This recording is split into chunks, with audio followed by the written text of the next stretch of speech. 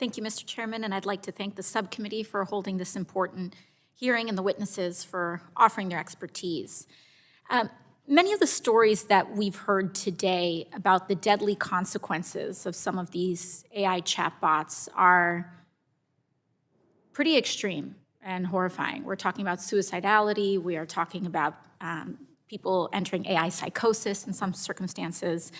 And I think it's important for us to take a step back as to why and what is driving the openness to these models allowing this to occur in the first place.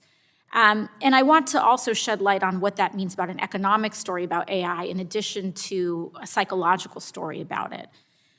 Dr. King, have you seen companies change or evolve their privacy policies or other kinds of policies as they seek greater profitability models?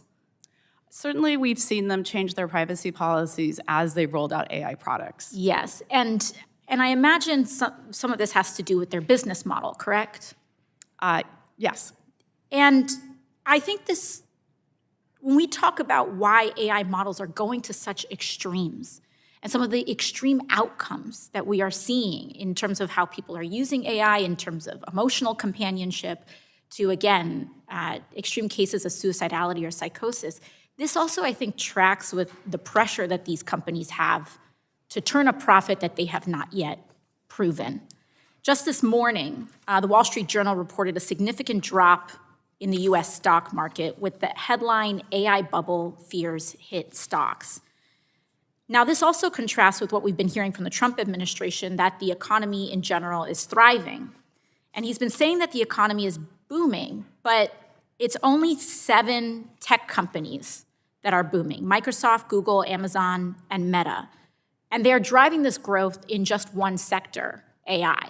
So the entire US economy growth can be tracked down to 7 companies and their AI growth specifically. At least 40% of economic growth this year is attributed to these companies alone, and 80% of stock gains this year came from AI companies. But people are justifying these levels of investment because of the promises that the CEOs make that there will be a return on that investment. So for a company like OpenAI, their value is based on the expectation that they're going to figure out how to make a profit out of it. And they haven't. And so generating this increased human dependency that can be mined, because it's not subject to HIPAA, is that correct, Dr. King? Right, it's not subject to HIPAA. It's not subject to HIPAA. So people's deepest fears, secrets, emotional content, relationships can all be mined for this empty promise that we're getting from these companies to turn a profit. And the reason I bring all of this up is because the exposure of this industry and this investment, I fear, has reached broad levels, potentially, of the American economy. When we're talking about 40% of stock growth in the United States being attributed to these companies in the AI sector alone, and that sector has not turned a profit, we're talking about a massive economic bubble. And when we've seen, depending on the exposure of that bubble, we could see 2008-style threats to economic stability. And that pressure is reflected on the extreme lengths that these companies are going to allow unethical human interactions with these chatbots.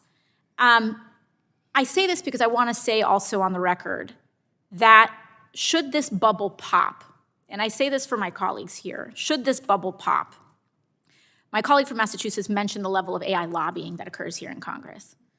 Should this bubble pop, we should not be entertaining a bailout.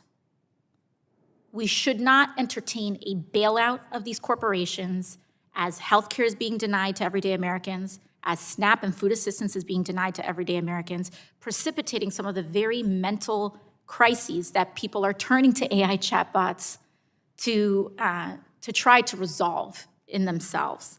So I think it's very important that we get on the record and state that. And I'd like to thank the witnesses for offering their insight today. Thank you.